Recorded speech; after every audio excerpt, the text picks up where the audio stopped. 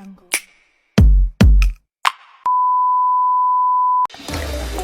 kabar penonton semua? Bagaimana kegiatan weekend kali ini? Apakah sudah ada rencana mau pergi kemana? Di sesi kali ini saya Nova Dan saya Dini.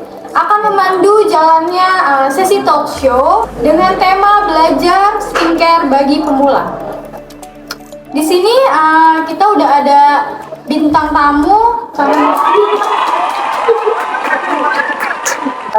Perkenalkan semua, saya Nabila. Saya lulusan Farmasi Universitas Erlangga Surabaya dan saat ini profesi saya sebagai regulatori di perusahaan kosmetik. Wah, keren juga ya. Gimana Kak Nadila kabarnya? Ya, alhamdulillah baik sekarang. Weekend kali ini ada mau rencana mau kemana gitu? Belum ada sih, baru di sini aja. Oh, kita mau kemana ya weekend ini ya? Jadi kali ini sesi kita akan membahas skincare bagi pemula dengan tipe kulit normal, dry, dan kombinasi. Di sini saya sebagai host dan Arini mau memberikan pertanyaan kepada Kanabila. Pertanyaan pertama ada tipe kulit.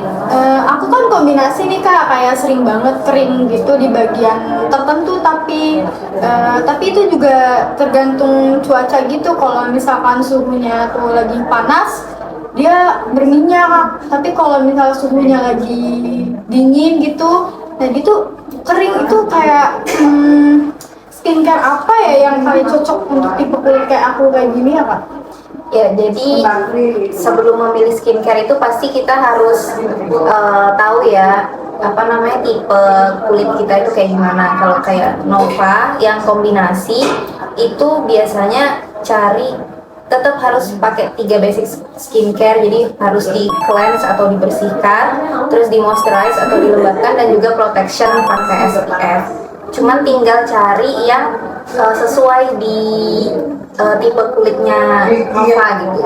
Jadi misalnya kalau misalnya kombinasi itu ada biasanya yang modelan moisturizernya itu yang dari gel seperti itu. Jadi dia itu ringan dan mudah menyerap ke kulit seperti itu. Jadi nggak bikin terasa lengket saat dipakai. Tapi kayak ada nggak sih kayak bahan-bahan tertentu yang harus dihindari gitu?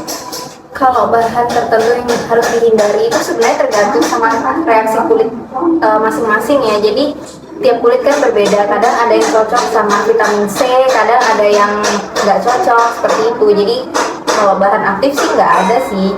Cuman kalau misalnya kulit lagi kering, mungkin bisa pilih bahan aktif yang melembabkan, kayak contohnya hyaluronic acid, kemudian vitamin E seperti itu. Wah, ini bisa jadi masukan kita juga ya, dan penonton juga, kalau kulitnya tuh kering tapi di cuaca tertentu, berminyak tapi juga di cuaca tertentu, ternyata harus diperhatikan lagi basic skincare-nya. Aku mau tanya nih, boleh gak sih kalau pakai face wash-nya brand A, terus serum sama pelembabnya itu pakai brand B atau brand C kayak gitu? Bakalan ngaruh gak sih ke dapur atau jadinya nggak efektif ya?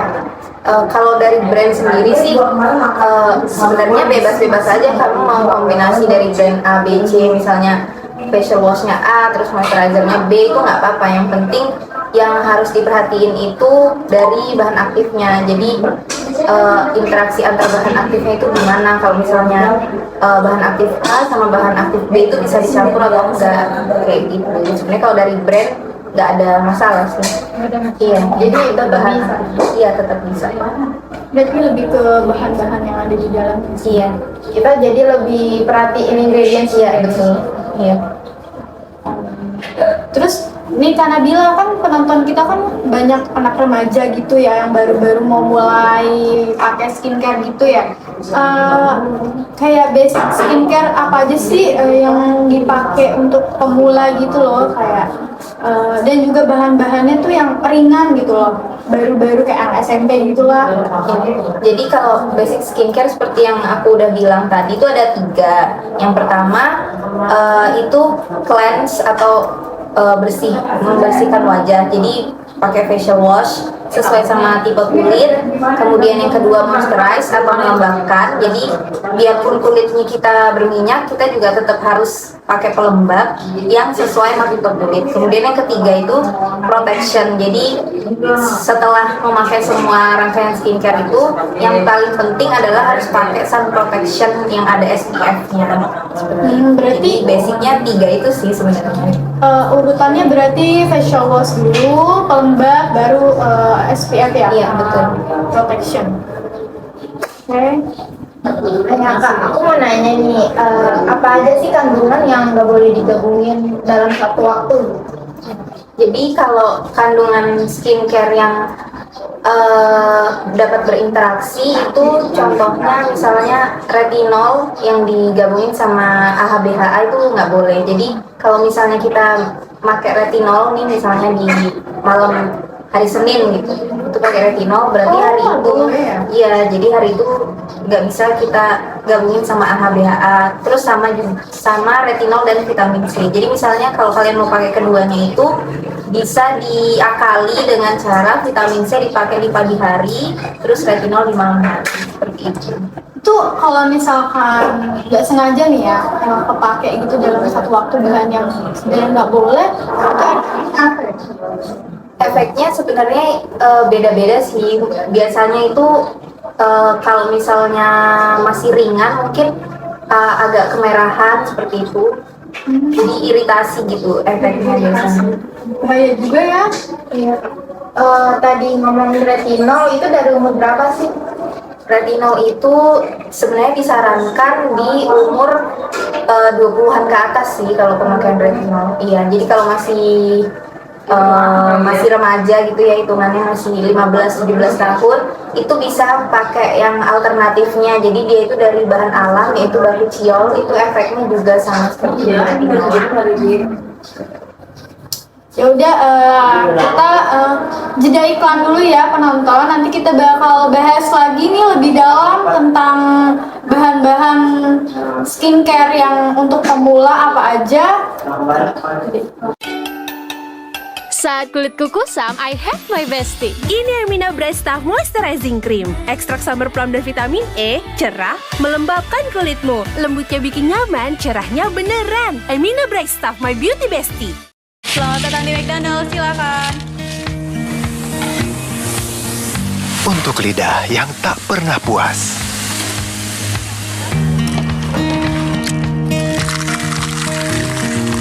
Hasrat yang tak berkesudahan. Dan perut yang tak pernah berhenti bernyanyi.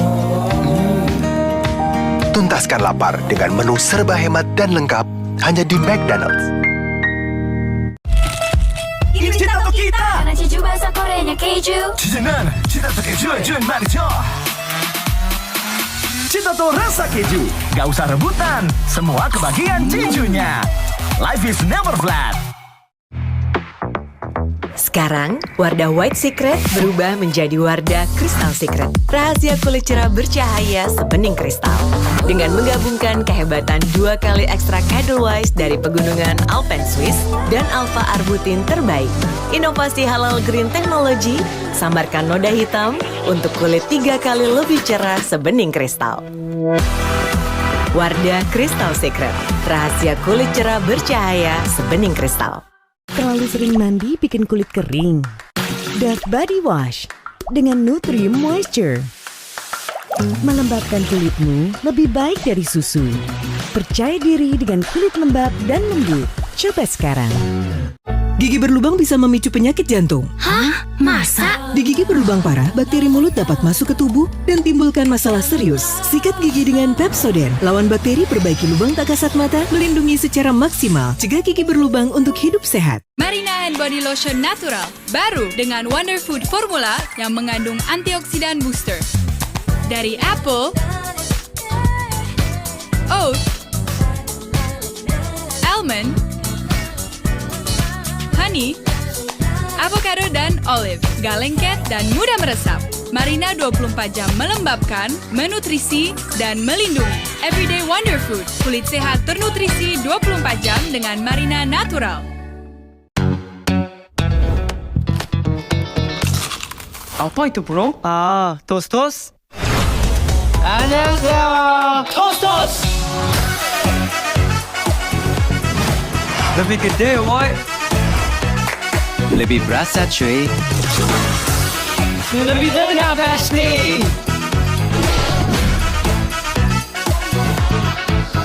Toast jadi lebih terus. Jadi apa hari ini? Penjelajah hutan. Yuk makan dulu. Kok makan mie instan makan Kan Lemonilo. Nilo, harta karun. Mama duluan yang dapat harta karunnya. Kok mie lagi, Mah? Kan Lemonilo, tanpa pengawet, penguat rasa, dan pewarna buatan. Jagoan Mama, makan yuk. Yeay! Wah, mie lagi. Kan Lemonilo, Mama senang deh ngasihnya. Lemonilo, pilihan kita. Kembali lagi pada segmen kita yang akan membahas skincare. Nabila, aku mau tanya lagi nih. Berapa lama sih skincare itu bekerja pada muka biar hasilnya tuh maksimal gitu, biar kelihatan kalau kita udah pakai skincare. Jadi seperti namanya ya kan, skincare itu buat merawat kulit, jadi nggak bisa instan. Butuh waktu lah untuk sampai dapat hasil yang diinginkan gitu, dan juga harus dengan pemakaian rutin gitu. Jadi hasilnya juga beda-beda di tiap kulit. Misalnya di kulit hari ini itu bisa 2 minggu udah kelihatan, tapi di kulitku butuh waktu 1 bulanan untuk terlihat hasilnya. Jadi beda-beda sih. Yang penting dipakainya harus rutin. Berarti setiap kulit juga beda-beda ya. Iya, betul. Karena bilang kan kerja sebagai regulatori ya. Aku mau tahu dong, regulatori itu sebenarnya kerjanya tuh apa aja sih di bidang skincare tuh?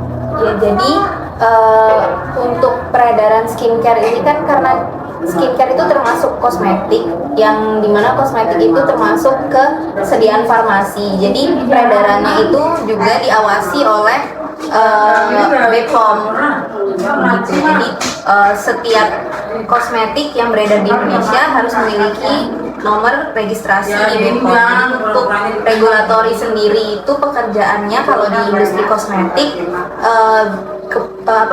mostly itu di proses registrasi. Kalau berarti misalkan aku mau punya produk di brand A, terus aku mau brand ini mempunyai izin edar gitu, berarti regulatori yang mendaftarkannya ya? Iya. Kalau kayak gitu berapa lama sih kira-kira untuk bisa mendapatkan izin edar? Jadi proses untuk mendapatkan izin edar itu selama 14 hari kerja kalau misalnya di regulatori. Jadi dari pertama kita mensubmit produk sampai nomor registrasinya keluar itu kira-kira 14 hari kerja. Oh, wow. Itu ya. Oh iya, karena Bila ini aku sih nggak tahu pasti ya, tapi karena berhubung ada orangnya ya di sini, mari kita tanyakan saja. Jadi kan mungkin BPOM tuh mempunyai peraturan-peraturan ya kan, perka-perka. Sebenarnya apakah semua klaim dalam kosmetik itu diperbolehkan? Kayak misalkan klaim-klaim yang berlebihan seperti itu deh, apakah itu diperbolehkan ya? Ya, jadi BPOM sendiri mengatur untuk klaim yang diperbolehkan ada di kosmetik, dan itu semua ada di peraturan BPOM nomor 3 tahun 2022 tentang klaim kosmetik yang diperbolehkan. Jadi untuk pelaku usaha misalnya pengen bikin klaim kosmetik yang berlebihan itu juga nggak bisa, karena balik lagi ke namanya aja untuk merawat kulit, bukan mengobati. Jadi klaim-klaim yang berlebihan, yang apalagi yang mendekati mendekati arah mengobati itu udah pasti tidak diperbolehkan. Berarti otomatis pendaftaran saat kita mendaftarkan produk itu ke BPOM akan ditolak gitu. Iya, kalau misalnya dia menyantumkan klaim yang berlebihan. Misalkan produk ini nggak lolos, misalkan produk ini tuh kayak mencantumkan klaim dalam notifikasi BPOM itu sesuai gitu sama yang ada di dalam perkanya, tapi saat iklannya itu mereka kadang berlebihan seperti itu loh. Nah itu sanksinya yang paling ringan dan yang paling berat apa sih? Ya, jadi kalau misalnya selain di kemasan ya, selain klaim di kemasan, BPOM juga mengatur klaim di iklan. Jadi nggak boleh nulis iklan yang sembarangan dan berlebihan. Untuk sanksinya biasanya yang paling ringan untuk di take down postnya. Jadi misalnya dia upload di Instagram, itu biasanya disuruh di take down Instagram postnya. Kemudian kalau yang paling berat mungkin kalau misalnya dari pelaku usahanya tetap ngotot untuk mengiklankan itu, mungkin aja bisa ditarik dari peredaran produk itu. Jadi udah nggak boleh beredar lagi. Iya. Berdasarkan pengalaman Kak Nabila nih sebagai kerja regulator ini, ada gak sih brand atau klien yang mau klaimnya tuh berlebihan tapi yang nggak sesuai sama peraturan di BPOM gitu ya? Jadi berdasarkan pengalaman, karena aku juga masih baru kurang lebih 8 bulanan di regulatori, itu ada aja sih pasti klien yang pengen klaimnya itu berlebihan, kayak memutihkan dalam beberapa hari, itu kan nggak boleh ya. Bahkan memutihkan sendiri sebenarnya juga sama BPOM itu dilarang. Yang boleh itu mencerahkan, karena karena sebenarnya namanya memutihkan kulit itu nggak bisa kan pakai skincare. Yang ada tuh mencerahkan, jadi sesuai dengan tingkat kecerahan kulit kita yang paling cerah. Misalnya di leher itu cerahnya segini, ya udah segitu aja bisanya gitu. Berarti kalau instan gitu, kayak instan dalam berapa jam mencerahkan ke berapa hari itu nggak bisa ya? Iya, nggak bisa. Kayak gitu. Karena bila ini sebelum kita jeda iklan ya, nanti ada satu pertanyaan nih. Kan aku sering banget tuh lihat di skincare tuh ada tulisan tested on animal. Sebenarnya tuh perlu nggak sih skincare itu tuh untuk diuji oleh hewan gitu? Jadi sebenarnya kalau skincare sendiri itu sepengetahuan saya ya, itu sebenarnya bergantung dengan prinsip dari perusahaan sih. Jadi ya antara perlu nggak perlu. Cuman kalau misalnya perusahaan itu pengen yang benar-benar cruelty free dan juga vegan, pastinya tidak perlu menggunakan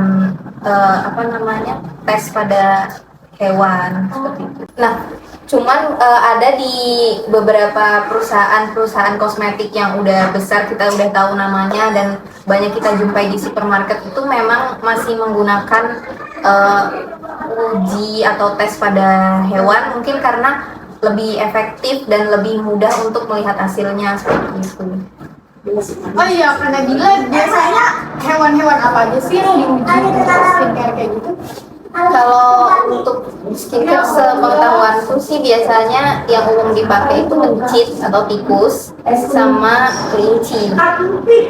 Tikus yang dipakai itu tikus rumahan atau tikus got gitu? Jadi kalau untuk hewan-hewan yang digunakan untuk pengujian itu biasanya hewan-hewan yang dibeli, misalnya kalau mencit ya, kita bilangnya mencit itu biasanya dibeli di pasar hewan, kemudian itu dikondisikan dulu. Jadi misalnya dia harus puasa atau harus makan makanan tertentu seperti itu. Jadi nggak asal ngambil dari jalan. Itu tuh dipakein misalnya di tikus diolesin di badan atau disuntikan gitu. Kalau untuk skincare karena biasanya skincare cuma dioleskan doang. Biasanya dioleskan di kulitnya gitu. Oh, di kulit. Kalau tikus berarti di badan nggak di muka nih. Di badannya biasanya. Oke penonton, kita juga iklan, nanti kita bahas lagi, kita masuk ke segmen tanya netizen, nanti ada pertanyaan-pertanyaan dari netizen yang udah masuk nih ke kita, nanti akan kita tanyakan sama pakarnya Kak Najla. Glow and Lovely. Hai, minggu depan bak bereunian. Wah, tidak. Dress code-nya putih. Terus? Muka kusamku jadi makin kelihatan kalau pakai hijab putih. Pakai Glow and Lovely, bikin mukamu glowing bahkan saat berhijab putih. Multivitamin dan glow serumnya meresap untuk wajah glowing, Vita Glow. Ramadan ini hati glowing karena silaturahmi, wajah glowing karena Glow and Lovely. Pakai hijab putih, siapa takut? Glow and Lovely. Indonesia, negeri yang penuh dengan keindahan alam. Cantiknya Bumi Pertiwi menginspirasi Citra sejak 30 tahun lalu untuk memenuhi kebutuhan perempuan Indonesia menjaga kecantikannya. Dan kini, agar rona kecantikan alam Indonesia tidak pudar, hanya kita yang bisa menjaganya tetap terpancar. Didukung Kementerian Pariwisata dan Ekonomi Kreatif, serta National Geographic Indonesia, Citra mengajak perempuan Indonesia untuk berperan dalam menjaga kecantikan tanah air melalui gerakan Lestarikan Cantik Indonesia. Kembalikan kilau lautan Raja Ampat, hijaukan Gunung Bromo, dan perkuat tepian Pulau Bali. Untuk cantikmu dan cantiknya Bumi Pertiwi, mari bersama kita lestarikan cantik Indonesia.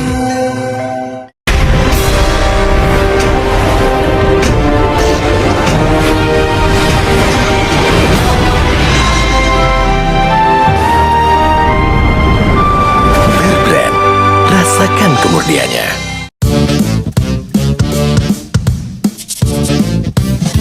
Ketombe basah bikin kamu nggak pede dan menjauh. Head and Shoulders, efektif kalahkan ketombe basah. Head and Shoulders dengan wangi baru. Sekarang, Wardah White Secret berubah menjadi Wardah Crystal Secret. Rahasia kulit cerah bercahaya sebening kristal. Dengan menggabungkan kehebatan 2 kali ekstrak Edelweiss dari pegunungan Alpen Swiss dan alpha arbutin terbaik. Inovasi halal green technology, samarkan noda hitam untuk kulit 3 kali lebih cerah sebening kristal. Wardah Crystal Secret. Rahasia kulit cerah bercahaya sebening kristal.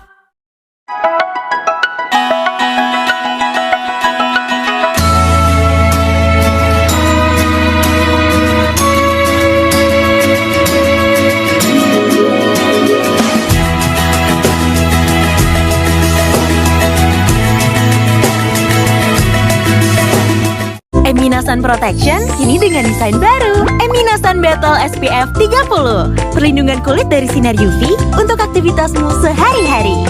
Dengan ekstrak aloe vera yang ringan dan lembab. Yuk jadi best disiplin SPF Emina. Tunjukin.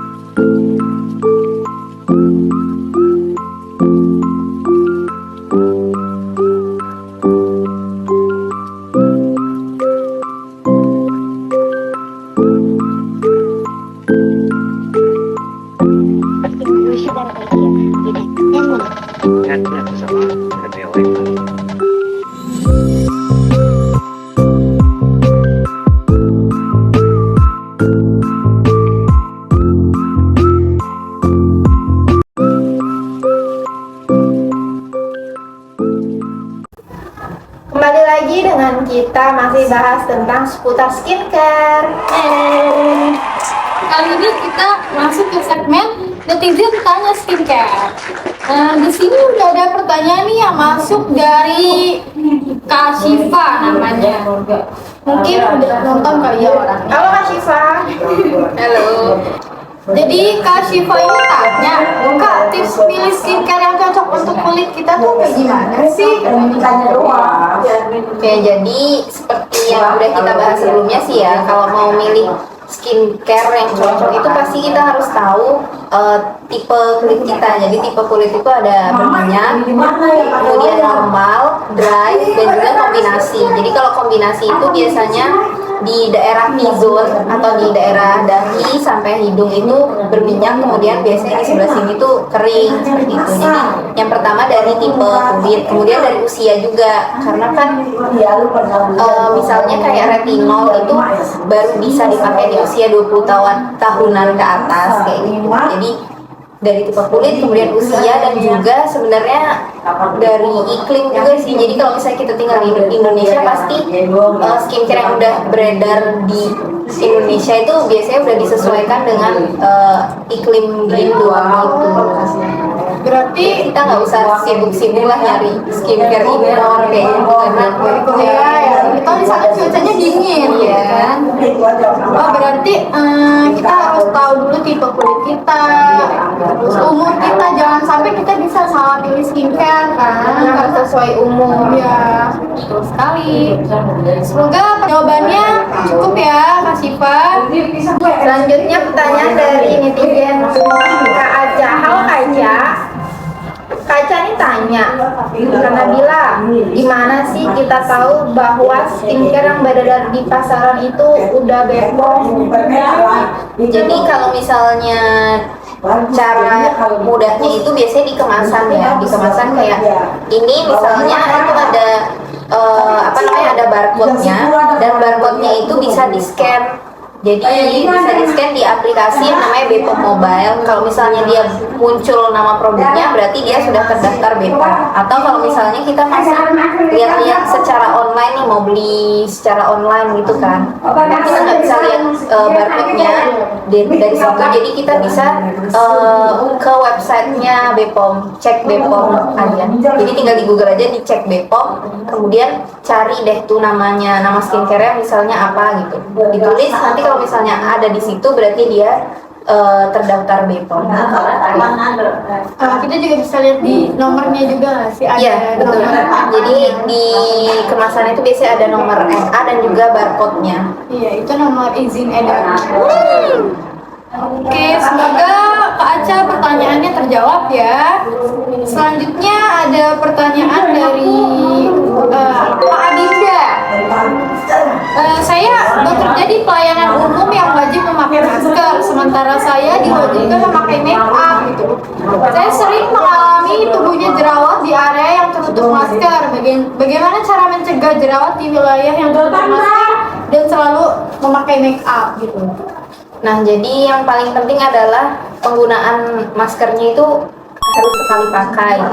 Pasti yang pertama, jadi namanya juga masker sekali pakai, jadi setelah dipakai di hari itu juga harus langsung diganti gitu besoknya, jangan dipakai berkali-kali. Dan kalau bisa juga misalnya bawa cadangan masker gitu, jadi misalnya maskernya udah terasa kotor, itu bisa diganti. Kemudian yang pasti juga merawat kulit dengan skincare yang sesuai itu juga bisa membantu